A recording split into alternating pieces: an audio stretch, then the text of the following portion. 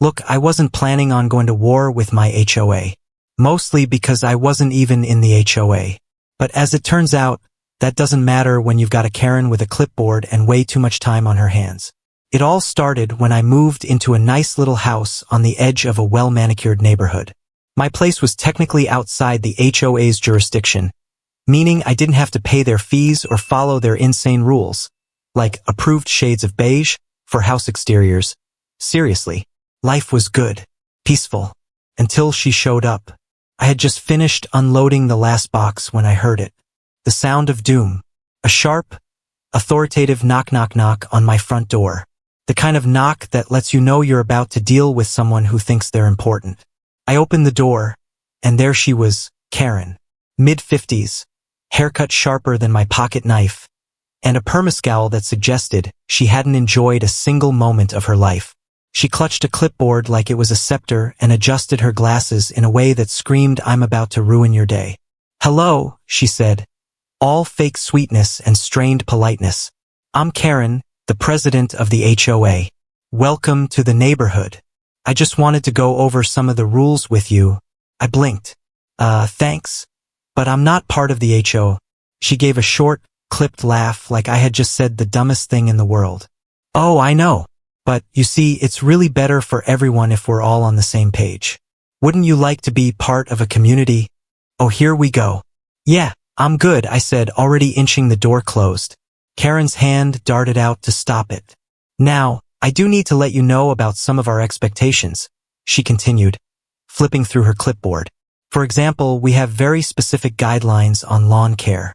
I noticed yours is a little overgrown." I looked past her at my yard. It was fine. Grass was a normal length. Not exactly Augusta National, but not a jungle either. "Looks fine to me," I said. Karen's eye twitched. "And your trash bins, those need to be placed at precisely the correct angle for pickup. We wouldn't want to disrupt the aesthetic of the neighborhood." "Aesthetic?" I repeated, barely restraining a laugh.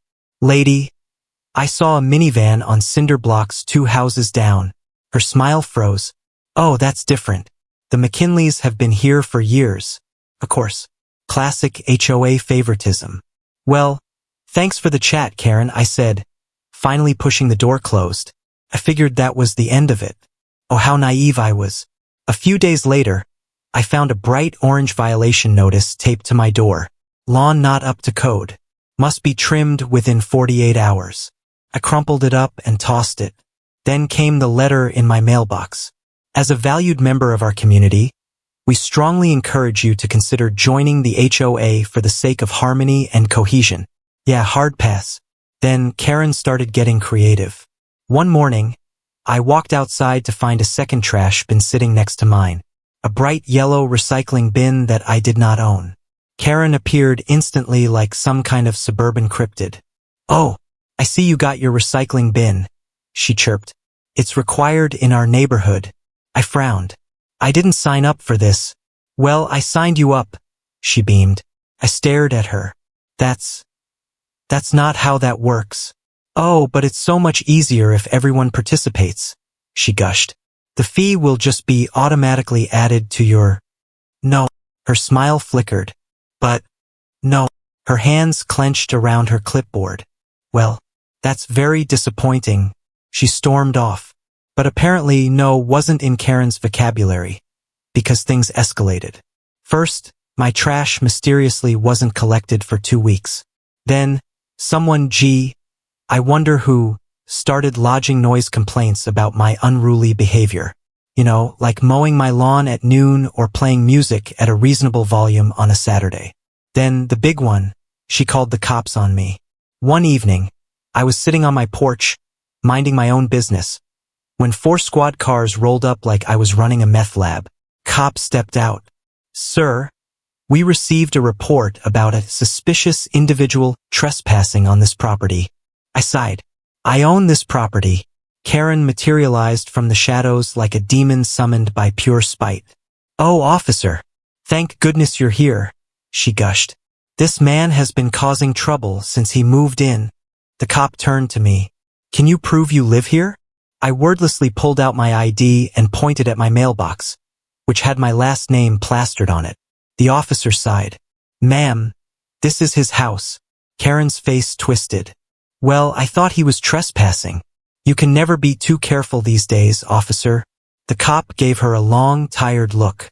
"Do not waste our time again." And that's when I decided, it's war. Alright, so Karen wanted a fight? Fine. She was about to learn the hard way that I don't play fair. After the cop incident, I knew I needed to step up my game. See, the thing about people like Karen is that they thrive on two things: control and reputation. So, naturally, I decided to take both away from her. Step 1. Expose her nonsense. I had already installed security cameras around my property, mostly because I don't trust HOA types not to mess with my stuff. After Karen pulled her little stunt with the police, I reviewed the footage. Oh boy, did it deliver. The night before the cops showed up, my cameras caught her sneaking into my yard and yanking out some of my garden lights. Then, like the psycho she is, she carefully rearranged my trash cans in a way that looked suspicious.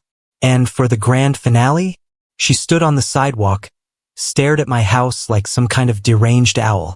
Oh, Karen. Sweet, dumb Karen. So what did I do? I did what any sane, petty man would do. I made a highlight reel of her antics and posted it to the neighborhood's Facebook page with the caption, "Friendly Neighborhood HOA President Caught in the Act." Ever wonder how those anonymous complaints happen? Wonder no more. Now, I knew this would cause drama, but I underestimated just how quickly the floodgates would open. Within minutes, the comment section exploded. Wait, she did the same thing to me last year. I thought I was going crazy. Karen tried to fine me for parking my truck in my own driveway. This woman once left a note on my door because my curtains were too bright. Someone finally caught her. Burn it down. By the time I checked back an hour later, the post had hundreds of reactions. People were livid.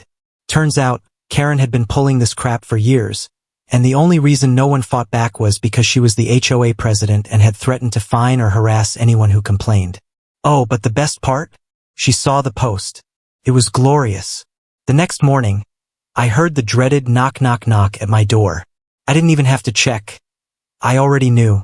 I opened the door with the biggest, smuggest grin I could manage. Ah, Karen, to what do I owe the pleasure? She was seething. Her face had gone full tomato red. Her clipboard was shaking, and she looked like she was 2 seconds away from summoning the HOA elder gods. "How dare you post that libelous garbage online?" she shrieked. "Oh, you mean the video evidence of you trespassing and calling the cops on me for no reason?" I asked, tilting my head. "That's not libel, sweetheart. That's just facts. You need to take it down immediately." I leaned against my doorframe. "Nah." She sucked in a deep breath. "Then I'm fining you." "For what?" She stopped, realizing she had nothing. Then, like the true professional gaslighter she was, she tried a different approach. "Look, let's be reasonable. If you remove the post, I'll forget about this whole misunderstanding." I smiled. "Oh, Karen, I don't think you understand. I'm just getting started." Her eye twitched. Then, without another word, she stomped off my porch and back to whatever crypt she crawled out of. That's when I made my next move. Now that people were finally speaking up, I had an idea. I went door to door gathering stories from everyone Karen had harassed. And who boy did they deliver. One guy had been fined $500 because his fence was 1 inch too high. A single mom got threatened with legal action because her kids left their bikes on the lawn. A retiree got daily notices about his RV, even though it was parked in his own driveway. I compiled everything, videos, letters, complaints, and sent it to the HOA board. But I didn't stop there. Nope. I also sent it to a local news station. And guess what? They ate it up. A week later, a news crew showed up, cameras rolling, ready to interview every single neighbor Karen had tormented. And the cherry on top, they requested a statement from her. Karen, of course, declined. Instead, she did the dumbest thing imaginable. She tried to play victim. She posted on Facebook, whining about false accusations and claiming that she was being bullied by certain members of the community. But here's the thing, nobody bought it. In fact, People started showing up at HOA meetings just to watch her squirm. And then, the final nail in her coffin. At the next HOA meeting, it was standing room only. Karen sat at the front, looking like a cornered animal. The board started reading through the pile of complaints against her.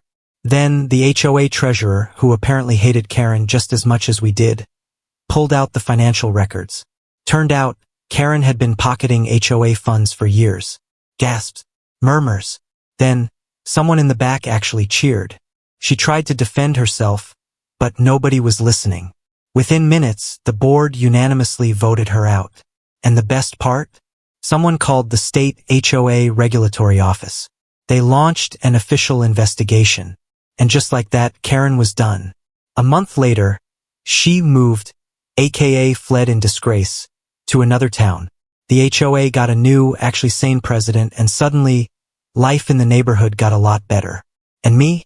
Well, let's just say that after this whole ordeal, my neighbors went from treating me like the new guy to inviting me to every barbecue, birthday, and poker night.